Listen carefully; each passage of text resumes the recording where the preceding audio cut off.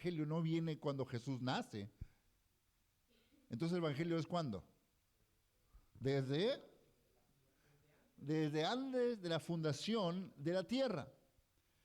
Y hay diferentes etapas, si usted está tomando notas. Las etapas del Evangelio eterno. Número 1, fue diseñado por el Padre y el Hijo en los siglos de la eternidad. Si usted lee el libro El conflicto de los siglos, usted va a ver ahí cómo nos dice que antes de haber creado a Adán y Eva, ya estaban haciendo un plan de salvación. ¿Por qué? Porque Dios todo lo sabe. Antes que aún cayera Satanás, ya estaba el plan. O sea, Dios ya miraba más allá.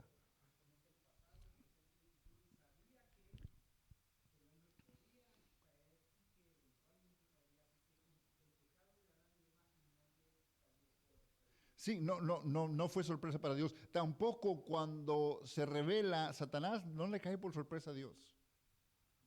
Dice el Espíritu de Profecía que vienen y le dicen a Dios, oye, anda aquel hablando. Ok, vamos a seguir haciendo el hombre. No era algo que le mortificaba, porque Dios ya sabía que iba a pasar. Dice ahí que no detuvo la creación del hombre, la caída de Satanás. Número 2, fue revelado por primera vez a Adán y Eva después que entró el pecado. 3, se simbolizó en el sistema de ofrendas y sacrificios en el Antiguo Testamento. Cristo cumplió el sistema ritual del Antiguo Testamento. El cielo lo celebró cuando Jesús regresó al cielo. Es necesario recibir los beneficios del Evangelio para ser salvos. La recepción del Evangelio conlleva obligaciones. La tarea del pueblo de Dios es predicar el Evangelio a todo el mundo. El Evangelio será el tópico de estudio del pueblo de Dios por la eternidad. Y es algo que nosotros quizás hoy no entendemos por completo. Esto del Evangelio, esto de las buenas nuevas. Quizás no entendemos cómo la muerte de Jesús cubre mis pecados, cubre mi deuda. Lo entenderemos en el cielo. Por eso decimos que nosotros creemos, ¿por qué? Por fe. El plan se formuló en los siglos de la eternidad, pero se implementó cuando Jesús ocupó o ofreció ocupar el lugar cuando debía que haber muerte. 2 cosas tenía que hacer Jesús. Número 1, tenía que ser un cordero con mancha o sin mancha. Sin mancha. Es decir, vivir una vida sin pecado. Y número 2, tenía que tomar sobre sí la culpa de todos los seres humanos y sufrir la muerte, como sucedía con los corderos. ¿A quién le gusta echarse la culpa de otros? Dicen, ni mi culpa la quiero yo. Yo lo veo con mis hijos. Se escucha que se cae algo. ¿Quién fue? Ray, Ziquio. No habla de Ray, pero ¿cómo habla para echar la culpa al otro? No se cree. Y Jesús dice, yo me echo la culpa. Ustedes cayeron, yo me echo la culpa. Vamos a abrir nuestras Biblias a 1 de Pedro 1:18. Vamos a leer hasta el 20.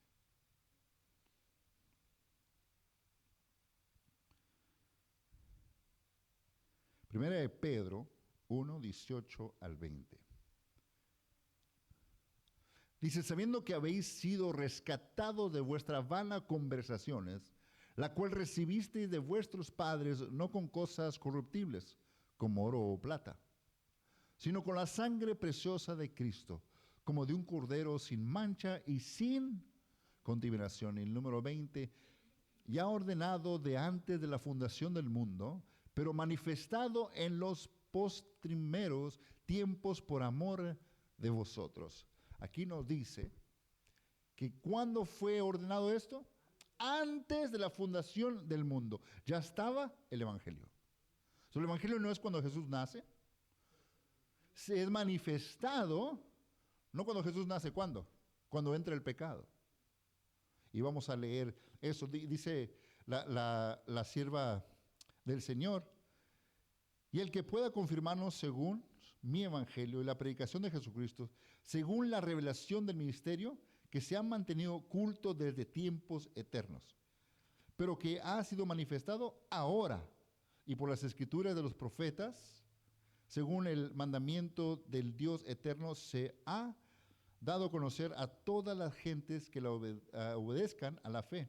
Al único y sabio Dios sea gloria mediante Cristo Jesús para siempre. Amén. Vemos aquí que ahora vamos a ver qué es esto del Evangelio. Pero primero vamos a hablar sobre el manto que cubre a Dios. Salmos 104 nos dice cómo está vestido Dios. Vamos a abrir nuestras Biblias. Salmo 104. Vamos a leer el versículo 1 y 2. Salmo 104, 1 y 2. ¿Lo tienen? Bendice, alma mía, a Jehová. Y Jehová, Dios mío, mucho te has engrandecido, te has vestido ¿de qué? Gloria y magnificencia. El que se cubre de luz como de vestidura, que extiende de los cielos como una. Entonces, ¿qué tiene Dios puesto? ¿Una vestimenta de qué? De luz. Porque Isaías 61:10 nos dice que eso con lo que está cubrido es la luz o el manto de justicia. ¿Es justo Dios o no? Y Él tiene ese manto. Y ese manto lo vemos al principio. Y Adán y Eva estaban cubiertos ¿de qué? De un manto blanco de luz, pues reflejaban la gloria de Dios. En este estado de inocencia, Dios cubrió a Adán y a Eva con mantos literales de luz. Estos mantos eran un reflejo del manto glorioso que cubre Dios. Los mantos de luz representaban la perfecta justicia y santidad de la pareja. Vemos que Adán y Eva tenían estas vestimentas también de luz. Pero cuando ellos pecan, ¿qué pasa? Lo pierden, se les quita.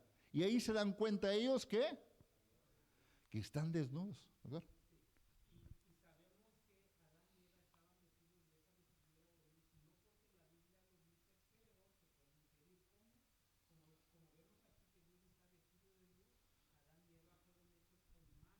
Y semejanza.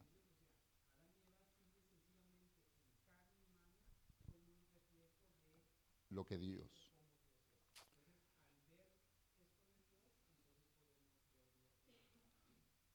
Luego ellos pecan y caen. Recuerden que este manto, esto que los cubría a ellos, tenía dos. Era un manto espiritual y físico.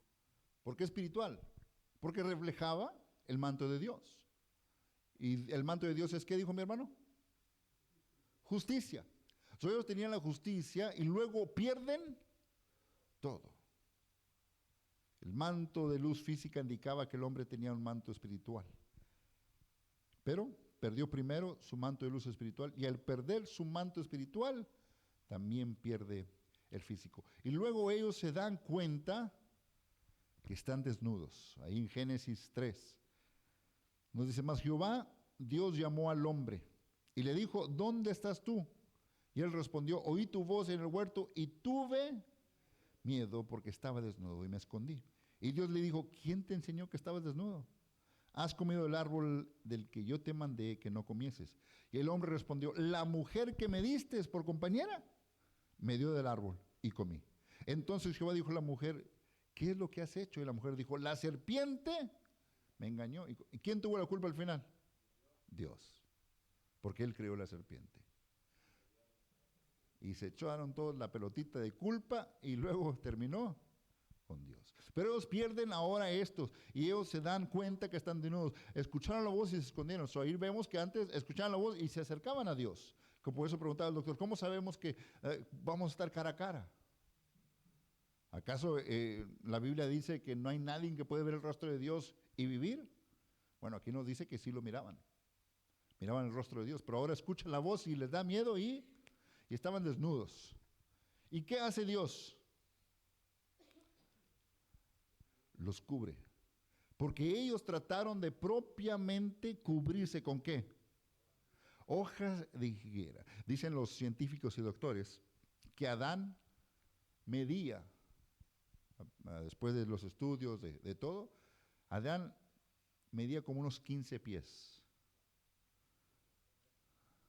No sé cuántos metros es eso, doctor. Cada metro es que unos 3 pies o 5 metros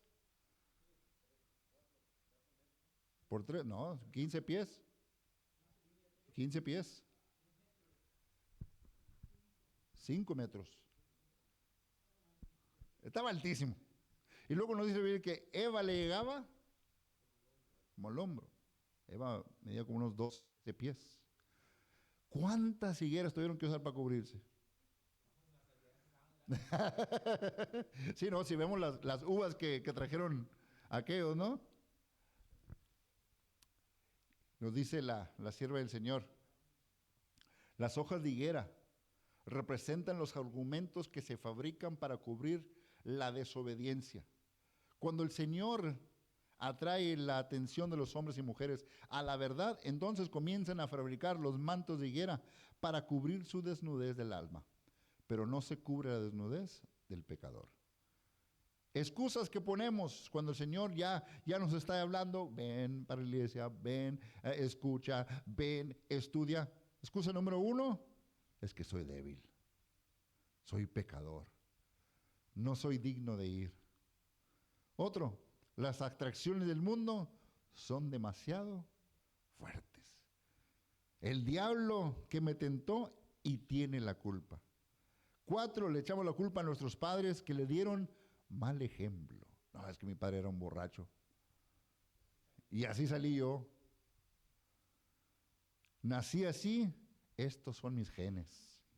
Otra culpa, decimos, la culpa la tiene el esposo o la esposa que Dios me dio.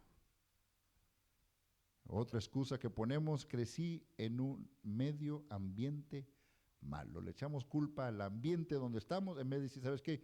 Yo solo me puedo salir de ese ambiente. Y le echamos la culpa a eso. El pecado nos causa desnudez espiritual, causa desnudez física, lo cual lleva finalmente a una desnudez de muerte.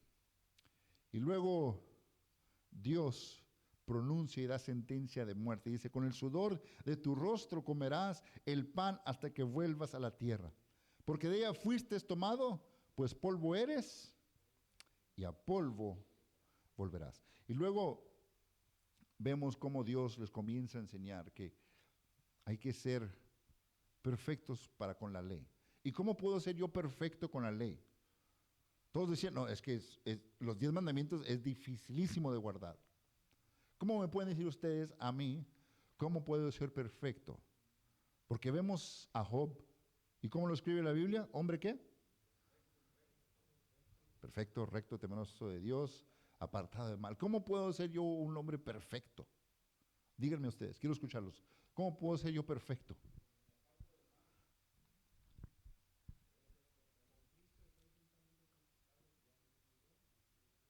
Es un estilo de vida.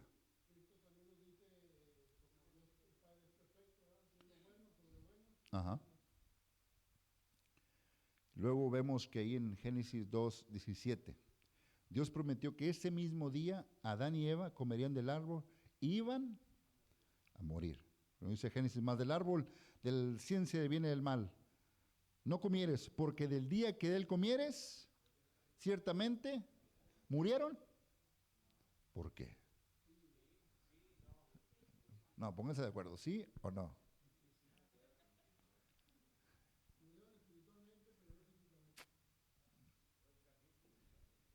Comenzaron al revés. Sí, y para Dios es un día.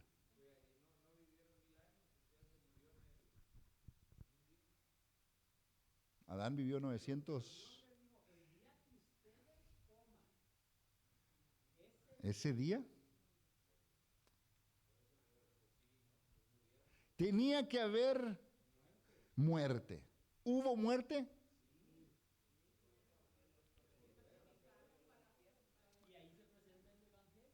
He ahí el Evangelio. Ahí dice, ese mismo día Jesús se presentó ante el Padre y ofreció vivir la vida del hombre que debe tomar sí mismo. Ese día, cuando Jesús se dio cuenta que ellos cayeron, de la primera mordida, Jesús dijo, yo voy. Esto ya no funcionó. Esto ya se cocinó. Y lo que habíamos platicado, Padre, ¿te acuerdas?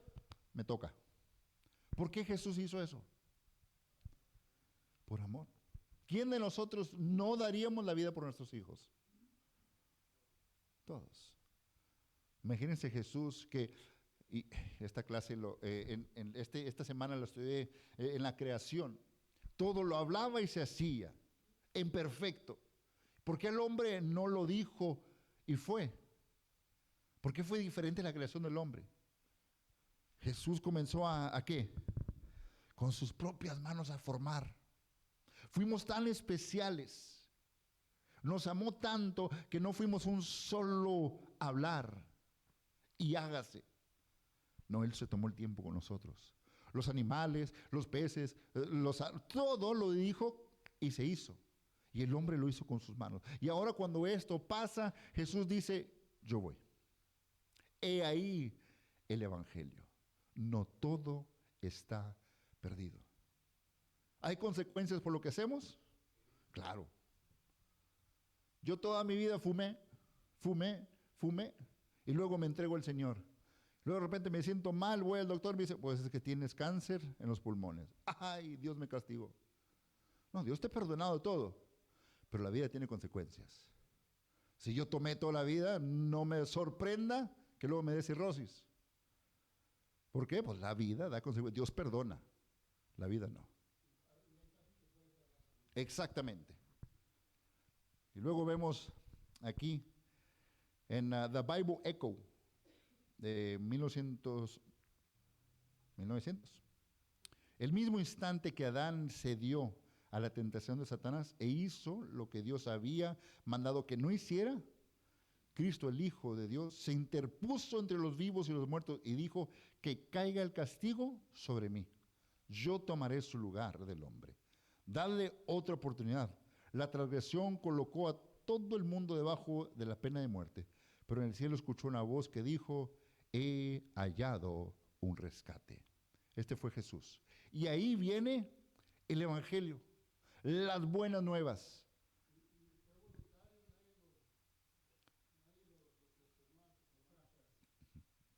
Bueno, ahora vemos el Antiguo Testamento. ¿Dónde vemos nosotros el plan de salvación en el Antiguo Testamento? Lo acabamos de estudiar. En el santuario. Lo vemos desde el campamento y luego el campamento se cruza una puerta y entra ¿a dónde? Al atrio.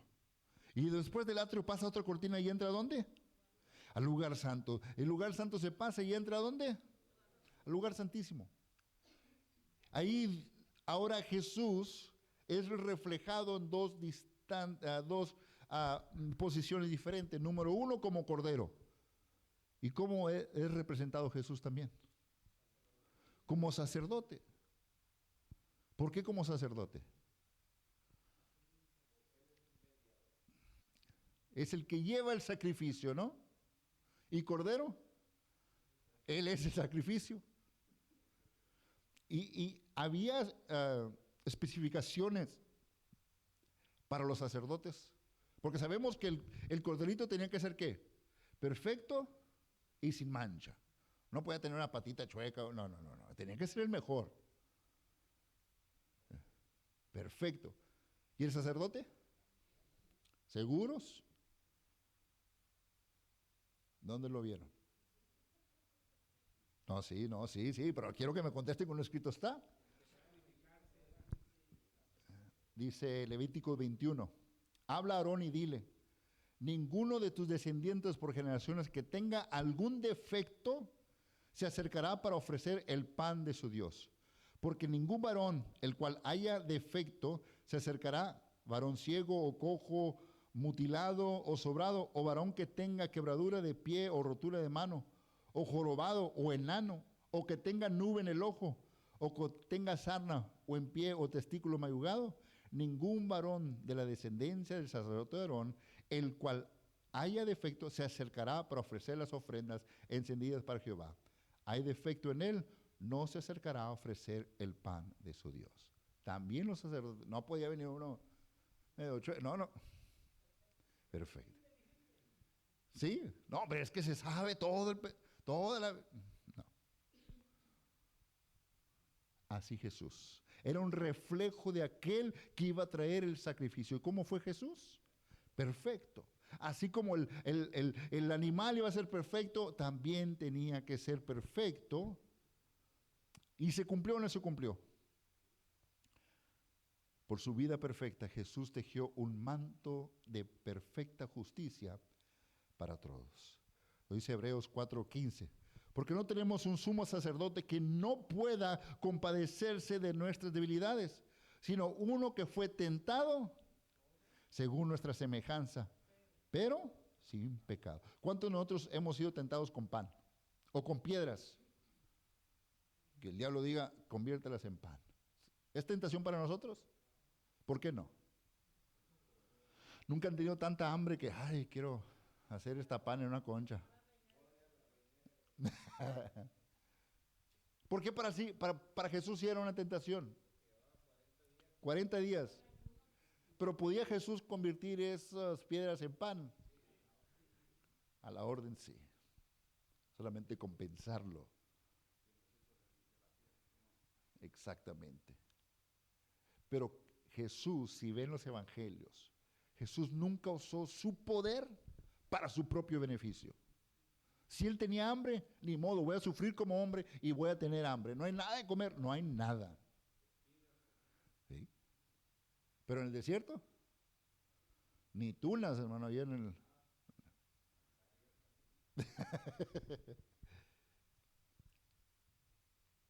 Jesús tomó nuestro lugar. Y luego vemos cómo ahora Jesús comienza a vestir, dice Juan 19. Busquemos ahí Juan 19. Estamos por llegar al final de qué es esto evangelio eterno, qué significa esto. Juan 19, 23 y 24.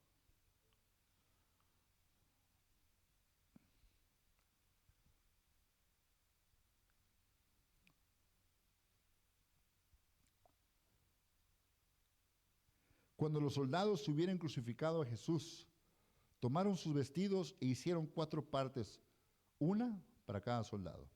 Tomaron también su túnica, la cual era sin costura, de un solo tejido de arriba abajo. Entonces dijeron entre sí, no la partamos, sino echemos suertes sobre ella, a ver de quién será. Esto fue para que se cumpliese la escritura que dice, repartieron entre sí mis vestidos, y sobre mi ropa echaron suertes. Y así lo hicieron los soldados. Nos dice 2 Corintios, al que no conoció pecado, por nosotros, para que nosotros fuésemos, ¿qué? Hechos justicia de Dios, ¿en quién? En Cristo Jesús.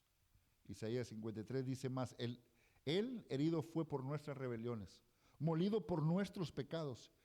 El castigo de nuestra paz fue sobre él, y por su llaga fuimos nosotros curados. Todos nosotros nos descarriamos como ovejas, cada cual se apartó por su camino, mas Jehová cargó en él el pecado de todos nosotros. Y vemos ahí cómo el Señor cargó todos los pecados del mundo, pecados que él no hizo. Y no quiero ir más allá porque luego les voy a dar el sermón del sábado y pues ya no vienen el sábado. Pero hay una historia de un gerente de banco, dueño del banco, que él tenía dinero suficiente para cubrir la deuda de todos en todo el mundo. Tarjetas, carros, biles, de la financiera, de carros, tenía dinero para todos. Y él lo puso en el banco.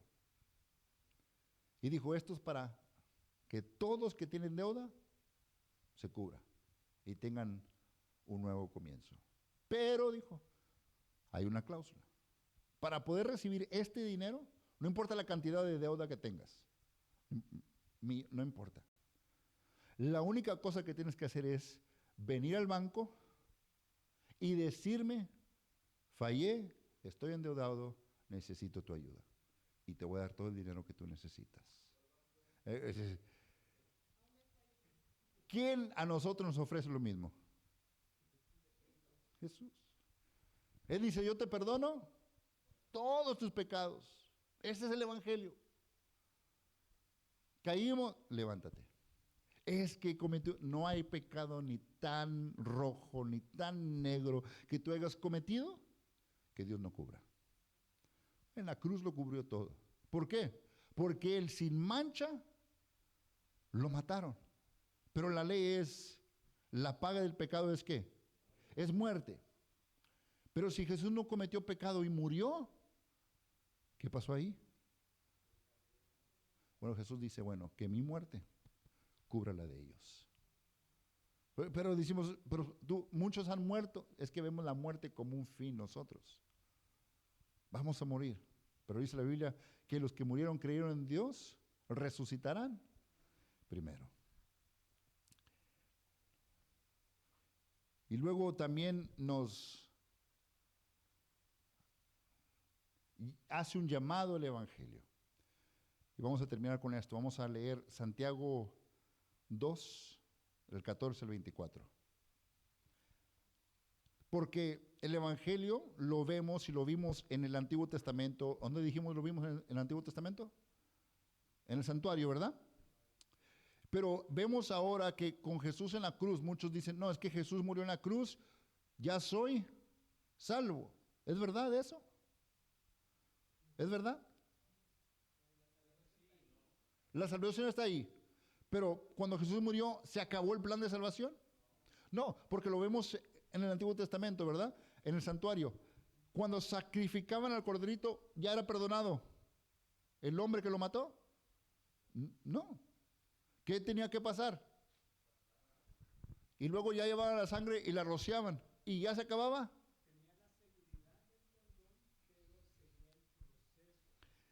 ¿Y qué estamos haciendo nosotros? Tenemos la seguridad de la salvación. ¿Y qué es el proceso? Porque llegaba un día de ¿qué? De expiación. ¿Qué significa un día? Pónganlo en una palabra simple. Un juicio. ¿Qué está ocurriendo ahorita en el cielo? Un juicio. El plan de salvación se nos dio a todos. Y lo estamos viendo ahora cumpliéndose en el cielo. Ya mero se termina esa última parte. Pero nos dice Santiago 2, el 14 en adelante. Nos dice Santiago, hermanos míos, ¿de qué aprovechará si alguno dice que tiene fe y no tiene obras? ¿Podrá la fe salvarle? Y si un hermano o hermana están desnudos y tienen necesidad del mantenimiento de cada día, y alguno de vosotros les dice, id en paz, calentados y saciados, pero no les dais las cosas que son necesarias para el cuerpo, ¿de qué aprovechará? Así también la fe, si no tiene obras, es muerte en sí misma. Pero alguno dirá, tú tienes fe y yo tengo obras. Muéstrame tu fe sin obras y yo te mostraré mi fe por mis obras. ¿Tú crees que Dios es uno?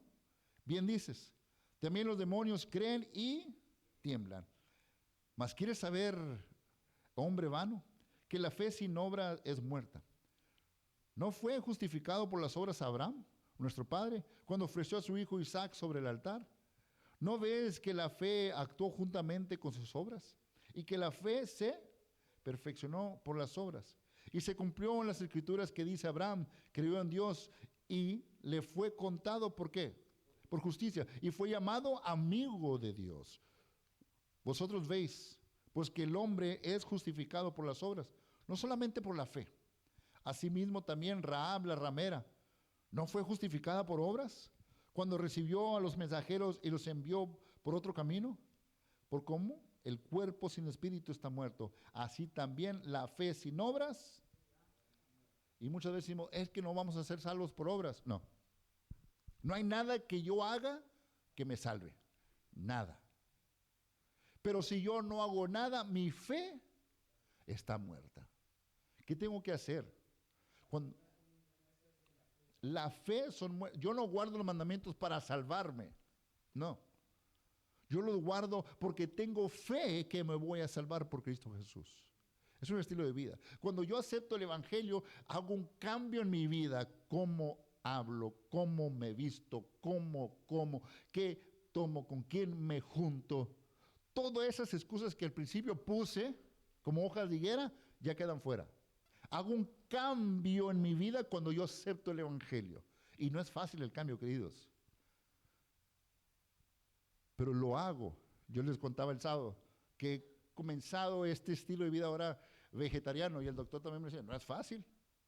Cuando uno prende el carbón y se oye el y da ese olorcito cuando la grasita y uno está comiendo frijoles con arroz. Tofu también, que ya después ya les dicen las nueces ya no tienen sabor. Pero ¿por qué lo hago? Porque es el cambio que yo quiero. Si el Señor me dice, yo quiero que vivas mejor, yo quiero que vivas más años, yo quiero que te cuides, porque yo acepto y reconozco que mi cuerpo es templo de ¿quién? Si yo quiero darle un templo hermoso, si me mortifico por limpiar la alfombra aquí, porque sé que su presencia está aquí, y si este es su templo, ¿por qué no cuidarlo también? ¿Cómo hago eso? Cuando el Evangelio es aceptado en mi vida, hago esos cambios. ¿Es fácil? No. Jesús nunca dijo que esto iba a ser fácil, pero va a valer la pena. Se puede, se puede. Imagínense el domingo en el Super Bowl y todos comiendo, parecía madera en la colonia, todos tenían humo, parece señales. Nos dice la sierva del Señor para terminar. Solo queda un recuerdo. Nuestro Redentor llevará siempre las señales de su crucifixión, en su cabeza herida, en su costado, en sus manos y en sus pies. Se ven las únicas huellas de la obra cruel efectuada por el pecado. Y las marcas de su humillación son su mayor honor. A través de las edades eternas, las llagas del Calvario proclamarán su alabanza y declararán su poder. Por siempre vamos a ver esto en Jesús. Sus cicatrices en la frente, costado, manos y pie. Para recordarnos qué es lo que el pecado le causó a nuestro Salvador. Ojalá que podamos ahora entender, cuando el ángel venía volando, con él traía el Evangelio eterno. ¿Qué es esto? Lo que vamos a estudiar. Algo que inició antes de la creación del mundo, que llega hasta nuestros días. Nos ponemos de pie para orar. Y nos vemos aquí el sábado, queridos, a las 9:30. Y nos vemos también mañana a las 6 de la mañana, si usted quiere orar con nosotros, a través de Zoom. Oremos. Amantísimo Padre que estás en el cielo, alabado sea tu nombre, Señor. Gracias por Jesús. Gracias, Señor, porque por Él somos salvos. Ayúdanos, Señor, a que nuestra vida refleje tu amor, tu cariño y que tú eres nuestro Dios. Acompáñanos a nuestros hogares, Señor, y que podamos alabarte con todo lo que hagamos. Te lo pido esto en el nombre de Jesús. Amén. Mis hermanos, que Dios les bendiga.